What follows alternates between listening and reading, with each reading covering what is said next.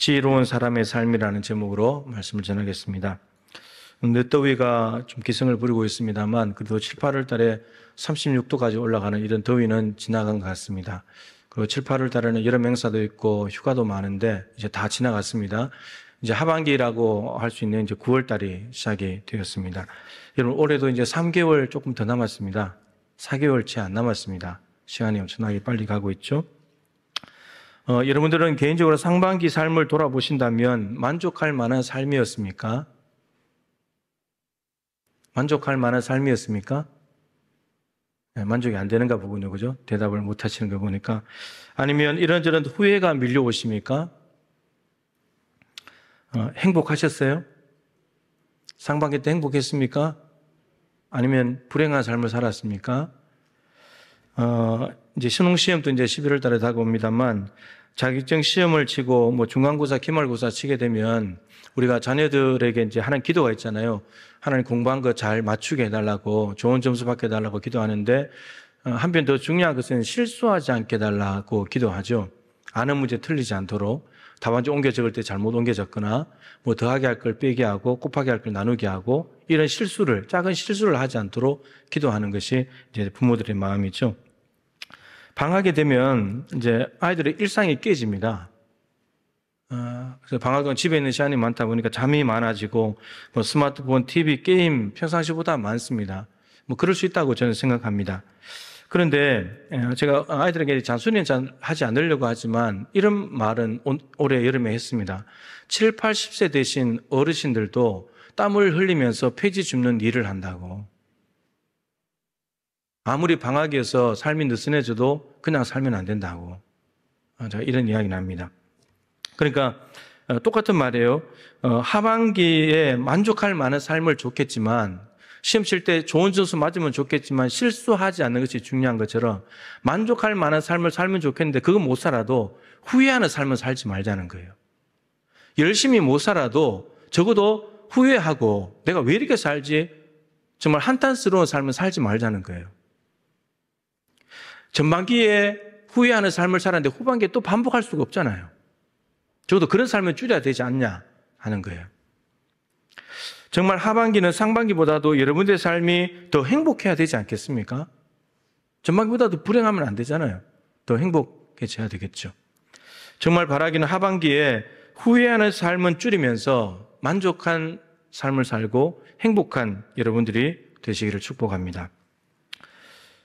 뭐 이런 것도 아멘이 안 돼요. 예? 축복을 해도 아멘이 안 되면 도대체 뭘 해야 되죠? 죄에 빠져서 살던 사람이 십자가 복음을 통해서 구원받은 것에 대해서 바울은 이렇게 말하죠. 더러운 옷을 벗어 던지고 새 옷을 입는다. 이렇게 말했습니다. 에베소서 4장 22절부터 24절인데 옛사람을 벗어버리고 새 사람을 입어라. 심령으로 새롭게 되어서 이렇게 말했습니다. 그러면 옛사람을 벗어버리고 새롭게 새 사람이 되는 게 뭔지를 4장 25절부터 구체적으로 기록을 해놨죠. 오늘 본문도 그 맥락 속에 있다고 보면 됩니다. 새 사람을 입은 사람은 어떤 사람인가? 어떻게 행할지를 주의하여서 잘 살펴가지고 지혜 없는 어리석은 삶을 사는 것이 아니라 지혜로운 삶을 사는 거다. 그게 새 사람의 삶이다. 이런 말입니다. 지혜로운 삶을 살려면 어떻게 해야 되냐? 그 다음 16절이죠. 세월을 아껴야 된다는 거예요. 시간을 아끼고 인생을 허비하지 않는 것이 지혜로운 삶이다 하는 겁니다. 이 세월을 아끼라는 말은 헬라어로 기회를 사라는 뜻인데 나에게 찾아온 기회를 놓치지 않고 붙잡는 것, 그것이 지혜로운 삶이다 라는 겁니다. 또 오겠지. 그러면서 기회를 날려버리면 안 된다는 거예요. 붙잡아야 된다는 거예요. 그리고 세월을 아끼려면, 기회를 붙잡으려면 어떻게 해야 되는가? 여러분, 세월을 아끼려면 이렇게 살아야 됩니다. 해야 할 일은 하고 하지 말아야 될 일은 안 하면 됩니다. 이건 사실 절제와도 연관이 있거든요. 가야 될 길은 가고 가지 말아야 될 길은 가지 않는 것이 세월을 아끼는 겁니다. 하지 않아야 될 일도 해버리고 가지 말아야 될 길도 가버리면 그거 다 세월 낭비하는 거예요. 해야 할 일과 하지 말아야 할 일, 가야 할 일과 가지 말아야 할 일을 분별하는 것은요, 주의 뜻이 뭔가를 이해할 때 가능해요. 주님의 뜻을 알아야 돼요. 주님이 이 일을 하라 그러면 이 일을 하면 되고 저 일을 하지 말라면 안 하면 되는 거예요. 주님이 절로 가라면 가면 되고 다른 데로 가지 말려면 안 가면 되는 거예요. 주의 뜻을 알면 해야 될 것과 하지 말아야 될 것이 딱 구분이 돼버려요. 내가 하고 싶은 길이냐, 하고 싶은 일이냐, 하기 싫은 일이냐, 내가 가고 싶은 길이냐, 내가 가기 싫은 길이냐, 그게 중요한 게 내가 기준이 아니에요. 주의 뜻이 뭔가가 기준이에요. 주님의 뜻이라면 무조건 가야 돼요. 무조건 해야 돼요. 근데 주님의 뜻이 아니라면 무조건 안 해야 돼요. 안 가야 돼요. 그것이 세월을 아끼는 방법이고 인생을 아끼는 방법이에요. 그러면 주의 뜻은 어떻게 분별할 수 있는가? 마지막 18절이죠. 성령이 충만해야 돼요. 성령이 충만해요. 왜 성령이 충만해야 되냐면 성령이 없다면 우리는 불안전하잖아요. 무능하잖아요. 내일 일도 모르잖아요. 욕심에 이끌리잖아요. 무엇을 해야 될지 분간을 못하는 거예요. 성령께서 내 안에 오셔서 하나님의 깊은 것이라도 통달하시는 성령께서 내 안에 오셔야지만 그 성령님이 알려주시는 주의 뜻을 따라서 우리가 살아가게 되면 세월을 아끼고 지혜로운 삶이 된다라고 하는 거죠. 이러한 삶을 제가 항상 말씀드리지만 거꾸로 정리했잖아요. 성령 충만해야 주의 뜻을 이해하게 되고 그래야지 세월을 아끼고 지혜로운 사람이 된다. 이게 영적 원리예요. 이게 영적 원리입니다. 근데 이러한 삶은 한 번으로 되지 않죠. 죽을 때까지 날마다 살아야 될 삶입니다. 새 사람이 되었다면 살아야 될 삶인 거죠. 옛사람의 특징은 그럼 뭡니까? 옛사람의 특징은 뭐냐면 성령님과 아무 상관이 없는 사람이에요. 그렇기 때문에 주의 뜻을 몰라요. 늘 자기 뜻대로만 살아요. 그러니까 세월을 자꾸 낭비해요. 그러니까 어리석은 사람인 거예요. 이게 옛사람인데 이 사람을 벗어 던지고 이제 성령님을 모시고 난 뒤에 새로운 사람의 삶을 살아가야 된다. 여러분, 우리는 예수님을 믿으면서 성령님이 내 안에 계십니다. 그 말은 우리가 이제 주의 뜻이 뭔가를 알 수 있는 길이 열려졌다는 거예요. 분별할 수 있게 됐다는 거예요. 그러면 그 분별한 것을 가지고 살아가게 되면 세월을 아끼며 살 수 있게 된 거예요. 지혜로운 삶이 가능해졌다는 말이에요. 여러분 안에 성령이 계시다면 가능하다는 말이죠. 사울이 바울이 됐잖아요. 바울이 지금 자신의 옛 삶을 먼저 벗어 던지고 새 사람이 된 것을 가지고 지금 이야기를 하는 거예요. 우리에게. 바울은 부활하신 예수님을 만나게 되면서 인생의 획을 그어요. 그 획을 긋기 이전에 바울의 삶은 어떤 사람이냐면 무엇에 충만했냐면 율법, 그리고 자기에게 유익하던 것 있잖아요. 이스라엘 사람이고 히브리인 중에 히브리인이고 베냐민 지파 출신이고 난지 8일 만에 할례 행하고 율법의 의론을 흠이었고 열심으로 교회를 박해한 것. 이것으로 충만했던 사람이에요. 근데 그렇게 충만한 사람이 하나님을 잘 섬긴다고 생각하면서 예수 믿는 사람들을 박해했잖아요. 정말 열정이 대단했거든요. 열심으로 살았거든요. 그런데 어리석은 삶이에요. 주님이 원하지 않는 삶이니까. 주님의 뜻을 모르고 살아가는 삶이니까. 아무리 열심을 가지고 살아간다고 한들 세월을 낭비하는 어리석은 삶인 거예요. 근데 부활하신 예수님을 만나게 되면서 성령께서 오시고 난 뒤에 성령이 충만해졌을 때 예수님께서 너는 내 이름을 열방에 전하드릴 사람이고 많은 고난을 받을 것이다. 하나님의 소명과 사명을 깨닫게 된 거예요. 바울은 변함없는 열정이었습니다. 열심도 똑같았습니다. 그런데 이제 삶이 달라졌죠. 교회를 세웁니다. 교회를 견고하게 합니다. 교회를 돌봅니다. 이제 사람이 완전히 달라진 거예요. 그러면 성령 충만하지 않는 옛 삶은 주의 뜻도 모르고 세월 낭비하고 어리석은 삶이었지만 성령 충만하고 난 뒤에 바울의 삶은 주님의 뜻을 뭔지 알았기 때문에 일평생 자기의 시간, 몸, 건강 모든 것, 인생을 다 바쳐서 그 주님을 위해서만 살아가요. 바울은 어마어마한 많은 고난을 받았지만 여러분 행복한 사람이에요. 왜 바울이 행복하냐? 행복하다는 단어가 없지만 이런 말이 있잖아요. 나는 내 약한 것을 기뻐한다고. 바울의 약함이 뭐냐면 능력받고 멸시받고 고난받고 천대받고 가난한 거 이런 것들이거든요. 여러분 세상에 이런 걸 자랑 안 하고 기뻐하는 사람이 어디 있어요? 근데 바울이 이것을 나는 기뻐 나는 이거 자랑해. 여러분 행복하지 않으면 자랑 못하는 거예요. 행복하니까 기뻐하는 거지. 하나님이 주신 사명의 길을 걸어갔으니까요. 여러분 이런 사람들은 성경에 많습니다. 성령 충만해서 주의 뜻을 깨닫고 그리고 세월을 아끼면서 지혜롭게 살아가는 사람들. 세례 요한도 주님 오실 길을 예배하는 사람이었잖아요. 그리고 주님이 오셨을 때 세례 요한은 사라져요. 여러분 30살 젊은 나이에 죽었습니다. 여러분 세례 요한이 후회했을까요? 자신의 살아온 삶을.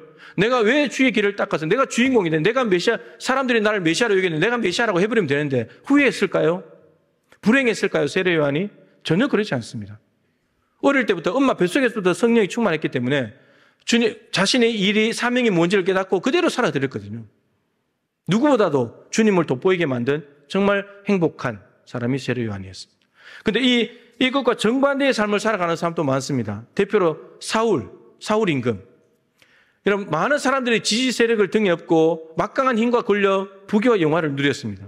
근데 이스라엘의 초대 임금이 됐는데 문제가 뭐냐면 하나님께서 사울을 왜 왕으로 세우셨는지 하나님의 뜻을 이해하지 못했습니다. 그래서 어떻게 살았는가? 괜히 다윗에게 사사로운 시기 질투심에 사로잡혀서 다윗 잡으려고 쫓아다녔잖아요. 나라가 엉망이 됐습니다. 임금이라는 타이틀만 가지고 있었어요. 40년간. 나라는 완전히 엉망진창이 됐고 다윗도 못 잡았고 결국은 아들들하고 길보아 전투에서 죽음을 당합니다. 40년간 왕이었던 사울이 만족할 만한 삶이었을까요? 행복했을까요? 절대 행복하지 못했어요. 왜냐하면 늘 불안했어요. 다윗이 살아있는 한 불안했어요. 눈에 보이지 않아도 살아있다는 자체만으로도 불안했어요. 분노가 가득했어요. 행복할 리가 없죠. 40년 초대 왕이었지만 이런 불행한 삶이었어요. 후회가 막급했을 거예요. 여러분, 성령 충만하셔서 주의 뜻을 이해하시고 그 뜻대로 살아서 세월 아끼는 지혜로운 삶뿐만 아니라 행복한 삶 사시기를 축복합니다. 오늘 말씀은 이게 핵심이 아니에요. 이제부터 핵심인데, 근데 주님의 뜻은 소명과 사명 속에 선명하게 드러나지만, 그렇지만 거기에만 드러나는 것이 아니고 우리의 모든 일상, 희로애락 속에 모든 상황 속에 주님의 뜻은 있습니다. 제가 어느 날 차를 타고 가다가 몇 번 이렇게 하게 된 건데, 나는 지금 어떤 목적을 가지고 어디를 향해서 가고 있어요. 그래서 지나가는 사람들이, 걸어가는 사람들, 자전거 타고 가는 사람들, 오토바이 타고 가는 사람들, 차를 운전해 가는 사람들도 나름대로 자기 계획과 목적을 따라서 움직이고 있는 거겠죠.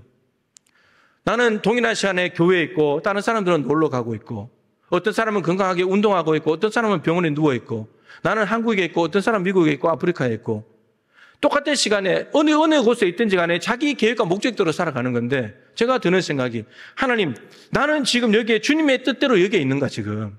내가 왜 지금 여기에 운전을 하고 있는가?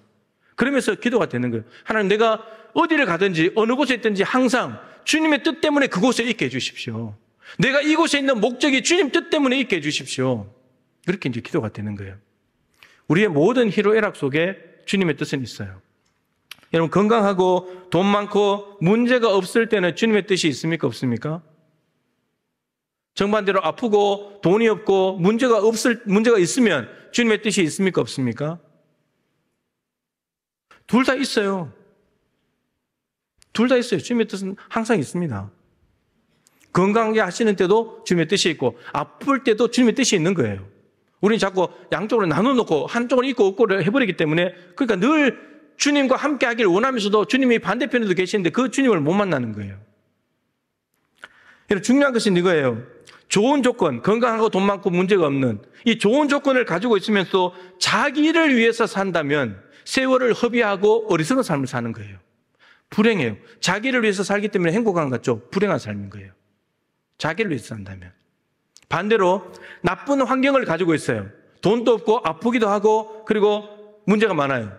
그럼 이런 상황 속에서도, 이런 상황 때문에 근심과 두려움, 원망 속에 매몰되어 있다면 이 또한 세월을 낭비하는 거고 헛된 삶을 사는 거예요.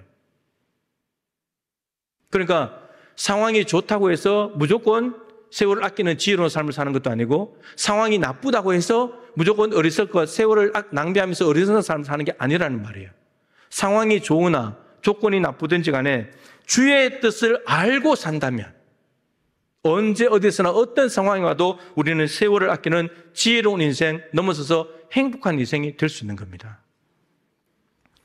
금당 남북교회에 이제 설교를 하러 갔는데 중보기도대 헌신 예배를 하는데 설교 앞에 이제 간증을 하더라고요. 김문주 집사님이라는 분이 간증을 하는데요. 중보기도 대원이기 때문에 이제 간증을 했겠죠. 이분이 이제 어느 날 이제 몸에 이렇게 100원짜리 동전만한 이제 멍울이 잡힌 거예요. 그래서 멍울이 딱 잡혔는데 드는 생각이 이거였대요. 아, 이제 내 차례구나. 왜 나한테 이게 왔지? 이게 아니에요. 이제는 내 차례구나. 여러분, 요 생각 하나가 엄청난 차이예요.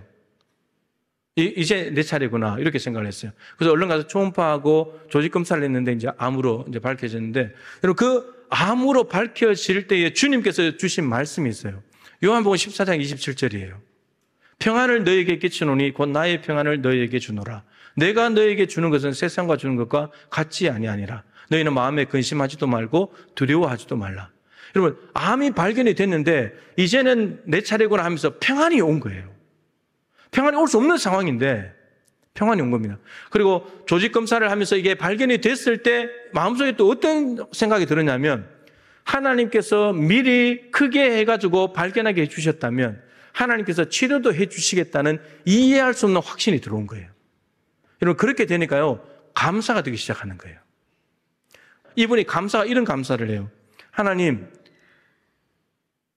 예수 믿지 않는 동성들이 아니라 예수 믿는 내가 걸려서 감사합니다. 형편이 안 좋은 내 동성들이 아니라 그래도 좀 괜찮은 나여서 감사합니다. 아이들이 어리지 않고 아이들이 다 크고 난 뒤에 걸려서 감사합니다.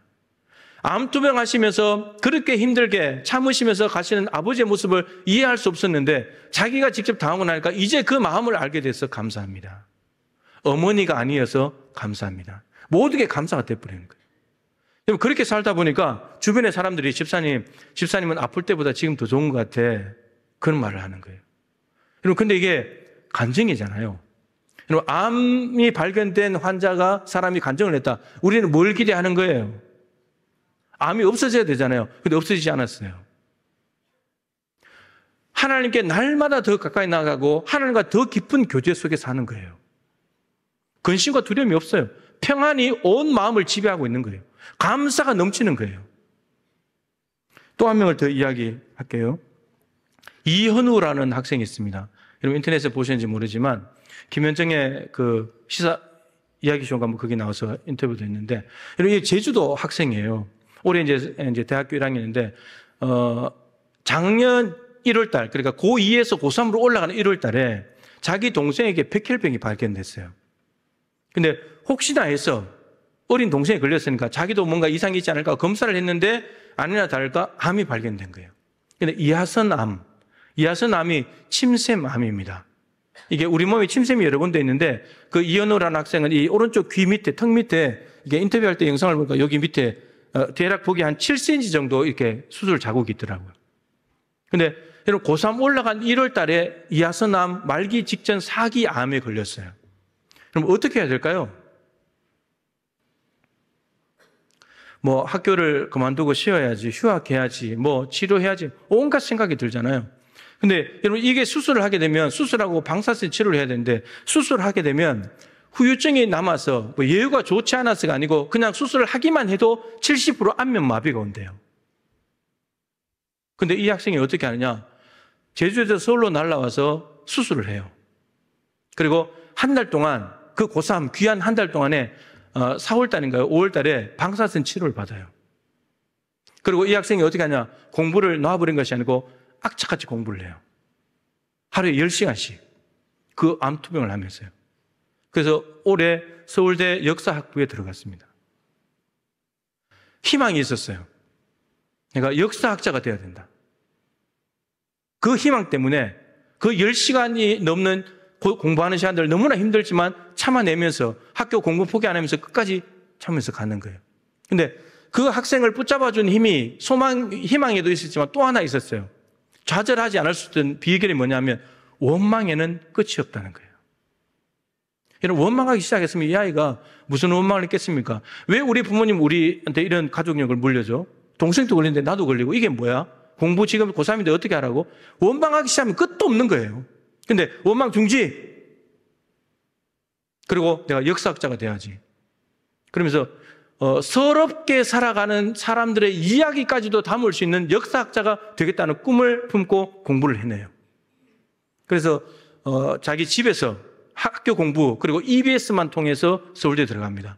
근데 EBS에서는 자기 학교 공부하고 EBS만 가지고 해서 좋은 목표를 달성한 사람들이 주는 장학생 선발이 있어요. 10명 뽑히는데 거기에 뽑혔어요. 여러분, 이 두 사람이 시간이 지나고 난 뒤에 돌아보겠죠. 이때를 보면서 어떤 생각을 할까요? 만일에 그들이 원망하고 두려움에 주저앉아 버렸다면, 끝없이 원망하면서 끝없는 원망 속에 빠져버렸다면 그 시간을 두고 후회했을 겁니다. 근데 이들은 그러지 않을 겁니다. 내가 그때 암 걸렸지만, 힘들었지만, 하나님께서 주시는 평안과 말씀 속에서 주시는 그 능력을 가지고 감사하면서 원망을 끝내고 소망 붙들고 살아온 세월 내가 잘 살았지. 내가 그때 참 잘했지. 안 했으면 세월 낭비했을 텐데. 그런 삶을 살았을 거예요. 운전자 선교회라는 곳이 있는데 우리 교회에서 예배하거든요. 제가 이제 이 이야기를 했어요. 했더니 이제 같이 마치고 식사를 하는데 제 옆에 앉아 계신 분이 식사가 다 끝날 무렵에 자기 이야기를 갑자기 하는 거예요. 그동안 대화를 그냥 인사만 한 정도였는데 이제 다른 교회 은퇴하신 안수지 집사님이신데 오늘 이현우 학생이 원망에는 끝이 없다. 원망을 끝내고 정말 희망을 향해서 달려갔던 분이 자기에게 너무 감동이 됐다는 거예요. 그럼 이 말은 자기 속에 지금 원망하는 일이 있다는 말이잖아요. 근데 이야기를 하는데 아버지가 되게 부자였대요. 돈도 많고 밭도 많고 너무 부자인데 어느 날 아버지가 도박에 손을 댔어요. 가산이 이제 기울기 시작하는데 어느 정도냐면 이제 자기 밭이 있어서 밭에 나갔는데 사람들이 와가지고 오늘부터 그거 너희 밭 아니야 우리 거야 이렇게 밭대기로 날리는 그런 도박에 빠져 있었던 거예요. 가산이 기울고 막 엄청나게 힘들어졌죠. 그러니까 이분의 마음속에 원망이 가득한 거예요. 아버지에 대한 원망이. 수십 년을 원망을 가지고 살아온 거예요. 그 삶이 얼마나 불행한 삶입니까? 근데 그 원망에는 끝이 없다는 말을 듣고 눈물을 글썽거리면서 아마도 고백은 안 했지만 이제는 원망을 끝내지 않을까 하는 생각이 들었어요. 그럼 제가 이렇게 이야기했습니다. 집사님, 아버지가 살아계십니까? 돌아가셨대요. 돌아가셨더라도 용서하십시오. 원망 그만하시고 돌아가신 분 원망해봐야 소용없으니까 용서하십시오. 용서하시면 원망에서 자유로워질 겁니다. 또 이 원망하는 걸로 세월을 낭비할 수 없잖아요. 원망한다고 한들 아버지 없었던 재산이 살아나는 것도 아니고 삶이 바뀌어지는 게 아니잖아요. 여러분, 내가 알아차리든 알아차리지 못하든 하나님이 항상 나와 함께하고 계신다는 사실을 잊어버리면 안 됩니다. 그게 하나님을 인정하고 존중해 드리는 거예요. 하나님은 약속하신 것은 반드시 지키시는 전능하시고 신실하시고 진실하신 분이라는 것을 반드시 믿어야 돼요. 여러분, 말이 아니고 마음으로 믿어야 돼요. 하나님이 말씀하셨다면 말씀과 다르거나 정반대되는 상황이 와도 말씀을 고집스럽게 붙잡아야 되는 거예요. 왜냐? 말씀은 영원한 거니까. 힘들고 아프고 가난하고 서럽고 외롭고 괴로운 상황에도 하나님은 나를 사랑하시고 나를 붙들고 계시고 놀라운 계획이 있다는 것을 우리는 알아야 되는 거예요. 사람이 어떻게 이렇게까지 힘들어질 수 있을까? 이런 싶은 마음이 들 때조차도 이 또한 지나가리라는 소망을 가지면 좋겠다는 거예요. 근데 더 중요한 것은 우리는 힘들고 아프면 이 또한 지나가리라, 요게 빨리 지나갔으면 좋겠다고 생각하지만 그게 빨리 지나가는 게 중요한 것이 아니라 마지막 결단의 찬양 이제 부르겠지만 믿음의 눈들어 주를 보리, 이 또한 지나가리라. 그러나 그 다음이 중요해요. 주어진 내 삶의 시간 속에 주의 뜻 알게 하소서. 왜 내가 이렇게 힘든 시간을 지나가고 있는지 이 시간을 향하신 하나님의 뜻을 아는 게 더 중요하다는 거예요. 이 힘든 시간이 빨리 지나가는 게 중요한 것이 아니고 알고 지나가야 된다는 거예요. 힘든 시간을 주님의 뜻을 모르고 지나가면 그냥 힘든 시간이었던 거예요. 근데 힘든 시간을 주님의 뜻을 알고 가면 이게 감사가 되고 평안이 되고 원망을 끊어내고 새로운 희망으로 가는 힘이 된다는 거예요. 여러분, 에녹이 300년을 하늘과 동행했는데 어떻게 그렇게 했을까? 보이지 않는 하나님을 우선 믿었죠. 그리고 자신의 그 희로애락 속에 모든 상황 속에 하나님의 뜻을 이해하고 살았기 때문이 아닐까? 에녹이라고 아플 데가 없었겠습니까? 사람 때문에 힘든 일이 없었겠습니까? 근데 그 시간 속에 주님의 뜻이 뭔지를 아니까 300년 하루도 빠짐없이 동행하는 거예요. 에녹은 참 행복했겠다. 모든 상황 속에서.